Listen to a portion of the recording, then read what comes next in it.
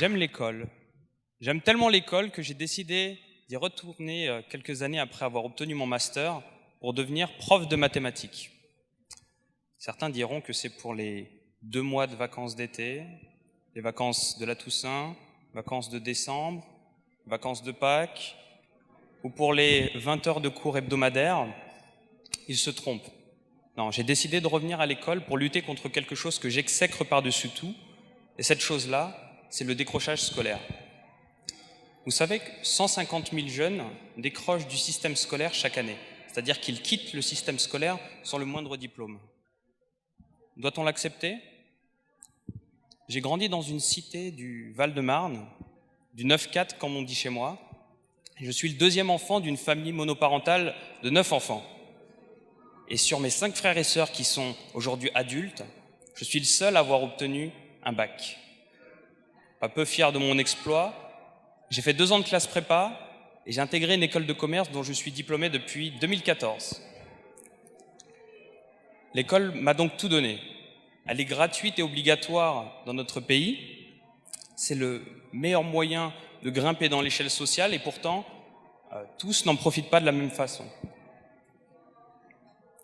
Un élève de 3e dans un collège de milieu défavorisé a 2 fois moins de chances d'aller dans une seconde générale qu'un élève de milieu favorisé. J'ai longtemps été effrayé que le schéma se répète pour mes plus jeunes frères et sœurs, qu'ils décrochent à leur tour, qu'ils sortent du système scolaire sans le moindre diplôme. Moi j'ai un bac, pourquoi pas eux? Qu'ont-ils de moins que moi? Qu'ai-je de plus qu'eux? Peut-être parce que je porte un peu plus d'espoir qu'eux. C'est pour cette raison que j'ai décidé de créer l'association Espoir Cité. Naïm, c'est le nom de mon petit frère. Il a 15 ans et à peu près à cette même époque l'année dernière, il était en 4e.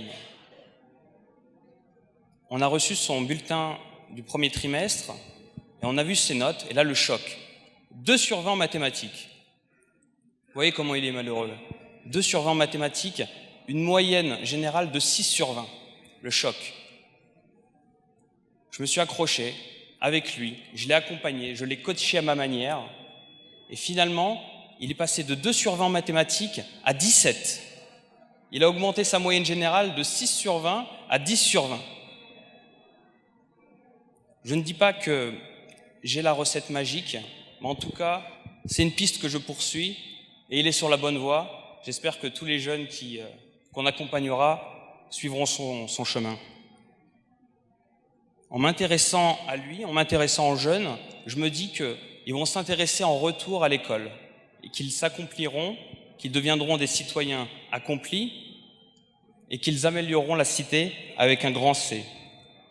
Avec les actions que nous menons au quotidien avec l'association, je vois des enfants créatifs, je vois des enfants pleins d'énergie, des enfants qui ont envie de s'exprimer sur des sujets variés, sur eux-mêmes, sur des sujets d'actualité.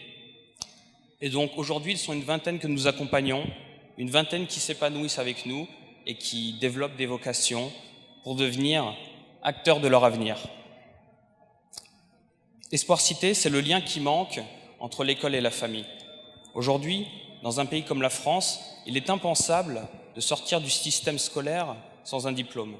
Et pourtant, 150 000 jeunes sortent du système scolaire sans le moindre diplôme. 150 000 jeunes, c'est à peu près l'équivalent du 12e arrondissement de Paris. Certains sont moins à l'abri que d'autres. C'est peut-être votre cas, c'est peut-être votre enfant, c'est peut-être votre neveu, votre cousin. En tout cas, c'est dans votre entourage, ça touche tout le monde. Espoir Cité, c'est l'espoir. Je porte l'espoir que demain et après-demain, chaque jour, le travail que je mène au quotidien avec les enfants porte ses fruits. Je rêve qu'ils entrent dans un cercle vertueux, qu'ils développent des ambitions scolaires, professionnelles. Je souhaite qu'ils s'intègrent et qu'ils se développent et qu'ils s'améliorent, qu'ils portent des ambitions plus hautes. Je porte l'espoir que demain, ils prennent ma place, qu'ils reprennent le flambeau, qu'ils viennent parler à ma place, qu'ils viennent devant vous pour vous dire tout ce qu'ils font pour leurs frères et sœurs, pour leurs amis, pour leurs voisins. La lutte contre le décrochage scolaire, ça nous concerne tous, c'est l'affaire de tous, c'est l'affaire de vous tous. Merci.